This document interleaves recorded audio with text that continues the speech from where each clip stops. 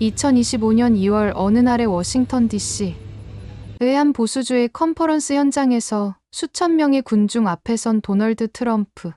미국 대통령은 특유의 제스처와 공격적인 어조로 연설을 이어가고 있었다. 그는 준비된 연설문을 무시하고 즉흥적으로 마이크를 움켜쥐곤 이렇게 말했다. 캐나다는 사실상 미국의 51번째 주입니다. 그들의 철강, 자동차, 우리에겐 필요 없어요. 매년 2억 달러를 퍼주고 있는 우리가 왜 그들을 독립국가로 존중해야 합니까? 순간 현장에선 박수가 터져 나왔다. 하지만 TV 앞의 시청자들, 특히 국경 너머의 캐나다인들이 느낀 감정은 전혀 달랐다. 그 말은 단순한 정치적 수사도 우연히 튀어나온 실언도 아니었다. 그것은 정제된 외교적 언어를 가장한 명백한 모욕이었다. 그 발언이 언론에 보도되자마자 캐나다 전역이 들끓기 시작했다. 그 분노는 눈에 보일 정도로 급속히 퍼졌다. 트위터와 인스타그램은 위아나 스테이트 해시태그로 도배됐고, 캐나다는 미국의 속국이 아니다라는 문장이 벽화로,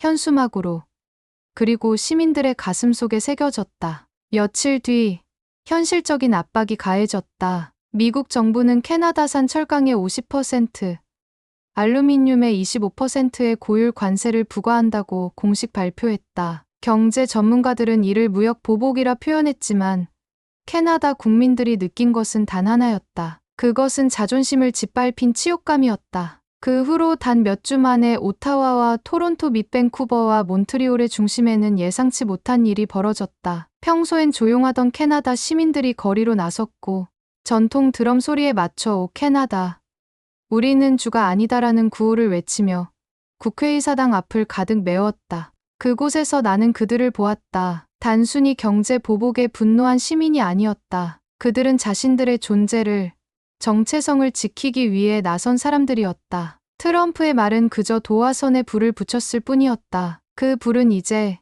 감정이 아닌 전략으로, 분노가 아닌 협력으로 바뀌기 시작하고 있었다. 그리고 그 중심에는 지금껏 세상이 몰랐던 캐나다의 진짜 얼굴이 있었다. 조용하지만 단단하고 상냥하지만 무너지지 않는 그 나라의 반격은 이제 시작이었다. 한편 시위 현장에 있었던 나는 마치 거대한 국가적 전환점에 서 있는 듯한 기분을 느꼈다. 오타와의 한 노부부는 손에 손을 맞잡은 채 캐나다 국기를 어깨에 두르고 행진하고 있었다. 그들의 눈빛은 조용했지만 결연했고 목소리는 떨렸지만 분명했다.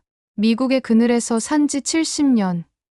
이제는 우리의 이름으로 걸어가야죠. 젊은이들은 SNS를 통해 분노와 희망을 동시에 퍼뜨리고 있었다. Chop Map Revolution이라는 해시태그 아래 자국 제품을 소개하고 미국 브랜드 제품을 과감히 거부하는 움직임이 이어졌다. 불매 운동은 유통 대기업과 스타트업들 사이에서도 번졌고 많은 캐나다 기업들이 메이드 인 캐나다 인증 캠페인을 시작했다. 음악가들은 51번째는 더 이상 없다 라는 랩곡을 발표했고 고등학생 연극부는 트럼프 연설을 풍자한 연극으로 전국 청소년 페스티벌의 대상을 거머쥐었다. 한 평범한 제과점은 미국 브랜드 커피 대신 직접 로스팅한 커피를 판매하며 객기 줄이 끊이지 않았다. 캐나다는 문화부터 산업까지 말 그대로 깨어나고 있었다.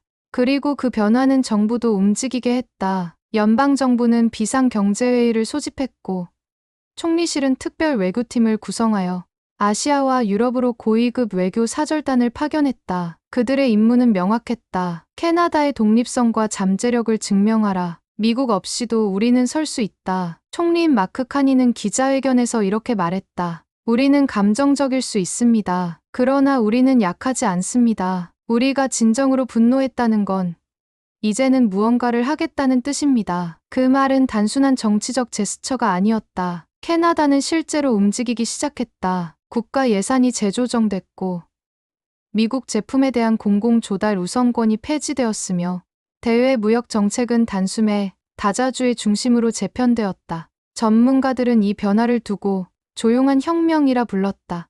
총선과 전쟁은 없었지만 국민의 의지와 정부의 전략이 절묘하게 맞물리며 캐나다는 역사의 전환점에 서게 된 것이다. 그 격변 속에서 가장 빠르게 반응한 건 산업계였다. 기존의 수출 의존도가 높았던 철강, 목재, 자동차 산업은 미국의 고율 관세에 직격탄을 맞았지만 바로 그 위기가 전환의 기회가 되기 시작했다. 먼저 움직인 건 퀘벡의 한 중소 철강회사였다. 그들은 오래전부터 협력 관계를 맺고 있던 한국의 포포스에 직접 연락을 취했다. 우리는 미국 대신 한국과 손을 잡고 싶습니다. 단순한 거래가 아니라 기술 이전과 공동 개발을 조건으로 한 새로운 파트너십이었다. 이 작은 변화는 빠르게 확산했다. 밴쿠버에서는 에스코어의 공동 연구소 설립이 논의되었고, 토론토 교외에선 한국차 회사와 함께 전기차 배터리 조립 공장 착공이 시작됐다. 심지어 에드먼턴에는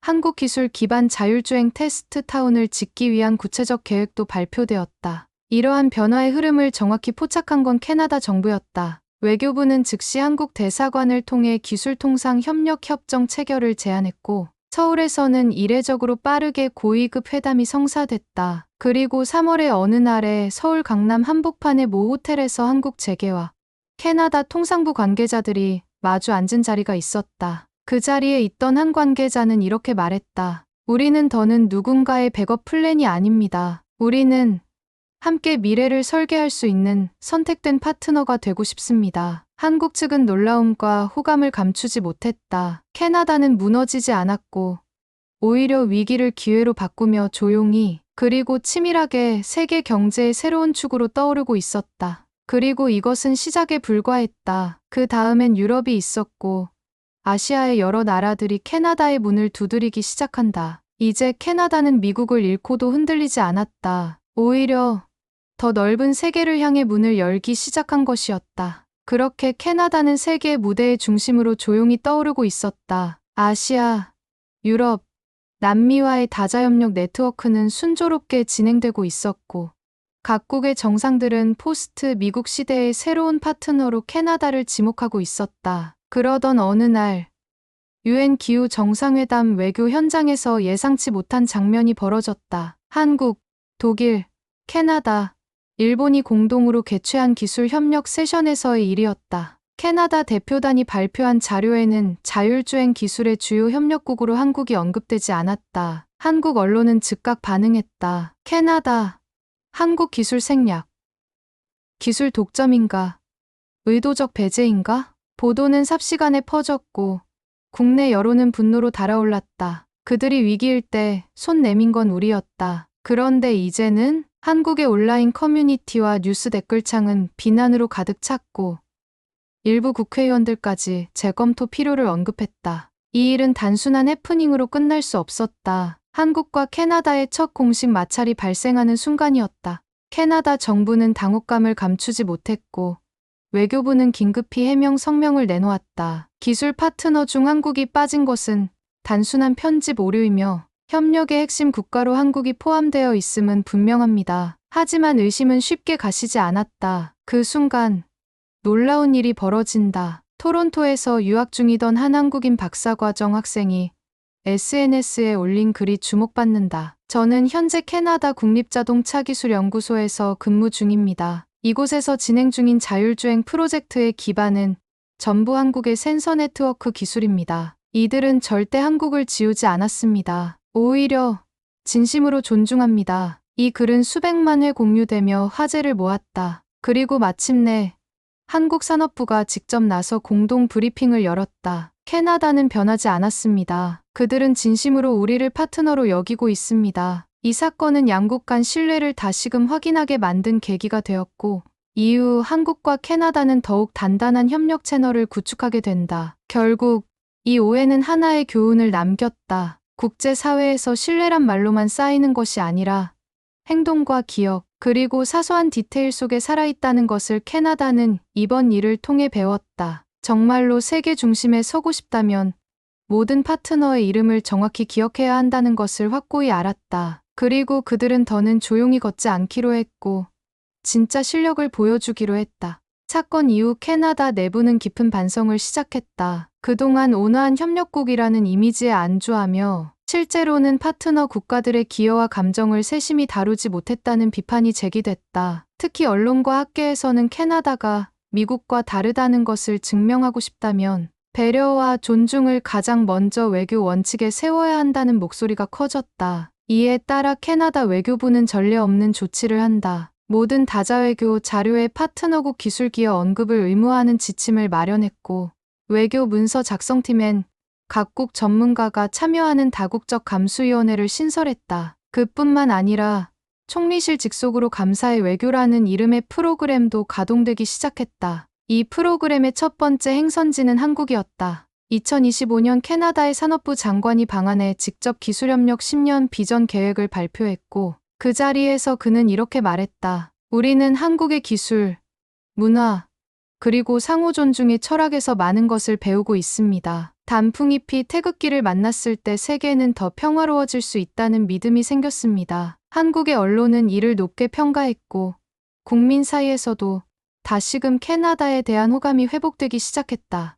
이 작은 실수가 남긴 흔적은 컸지만 그것을 성찰과 개선의 기회로 바꾼 캐나다의 대응은 오히려 신뢰를 더욱 굳건하게 만들었다. 진짜 리더십이란 실수하지 않는 것이 아니라 실수를 인정하고 책임지는 용기에서 비롯된다는 것을 세계 외교 무대에 아주 중요한 메시지를 남겼다. 이제 캐나다는 단지 미국의 대안이 아니라 새로운 국제협력의 교본이 되고 있었다. 이후 캐나다는 단순한 외교 개선에 그치지 않았다. 그들은 훨씬 더 근본적인 질문을 던지기 시작했다. 우리는 앞으로 누구와 함께 미래를 설계해야 하는가? 우리가 의지했던 가장 가까운 이웃은 정말 우리를 동등하게 바라보고 있었는가?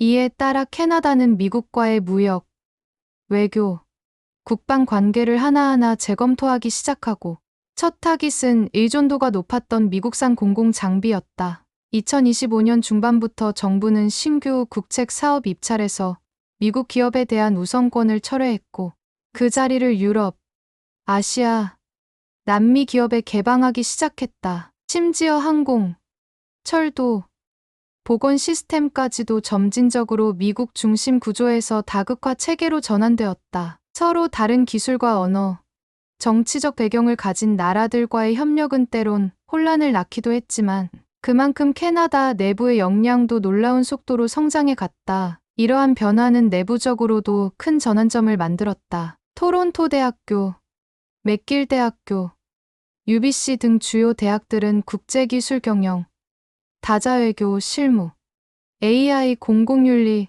등 새로운 커리큘럼을 개설했고, 전 세계의 인재들이 다시금 캐나다로 몰려들기 시작했다. 어느새 사람들은 묻고 있었다. 이 조용한 나라가 언제 이렇게까지 강해졌지? 그리고 미국도 이 변화에 침묵할 수 없었다. 트럼프 전 대통령의 지지층은 여전히 강경했지만 미국 내중도층과 기업계에서는 캐나다와의 단절이 가져온 실질적인 타격에 점점 불만이 높아지고 있었다. 플로리다, 메인, 애리조나의 캐나다 관광객의 발길이 끊긴 지역은 경제적 위기를 체감하고 있었고, 캐나다 소비자 시장을 잃은 다국적 브랜드들도 주가 하락을 겪고 있었다.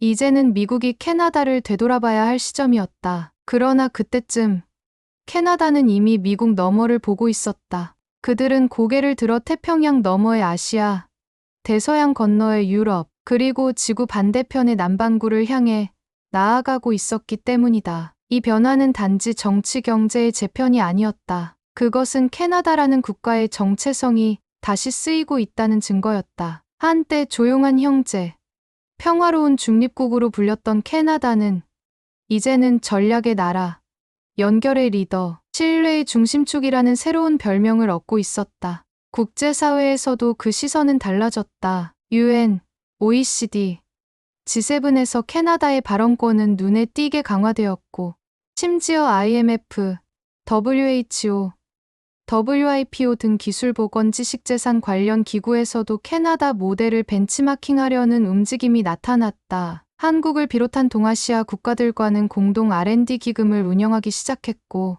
프랑스, 독일과는 공동 국방기술개발소를 설립하며 이국 이외의 방위 협력을 확대해 갔다. 중남미와는 공정무역을 기반으로 한 기후연대 네트워크를 출범시키며 지속 가능한 번영이라는 키워드를 실질적 정책으로 전환하고 있었다.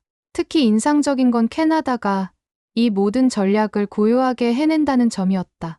강요도, 압박도 없이 단지 자국의 신뢰, 민간과의 연대, 그리고 진정성을 통해 하나씩 문을 열고 있었다.